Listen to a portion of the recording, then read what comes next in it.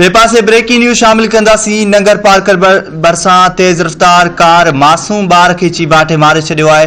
इलाइक़े वासियुनि मूजिबि nigger Gulshad road पार करे रहियो हो त खेसि कार जो टक्कर लॻो। नीगर खे ॻणती जोगी हालत में अस्पताल नियो पियो वियो त हुन रस्ते में ई दम ॾेई छॾियो आहे। पुलिस हादसे वारे हंध तां कार ड्राइवर रामू भील खे गिरफ़्तार करे वरितो आहे। ब्रेकिंग न्यूज़ असां शेयर कयूं पिया। नंगर पार्कर भरिसां तेज़ रफ़्तार कार मासूम ॿार खे चीबाटे मारे छॾियो आहे। अवांखे आगाह कयूं। इलाइक़े वासियुनि मूजिबि नीगर गुलशाद रोड पार करे रहियो हो त खेसि कार जो टक्कर लॻो आहे। नीगर खे ॻणती जोगी हालत में अस्पताल नियो पियो वियो त रस्ते में हुन दम दणी हवाले करे छॾियो।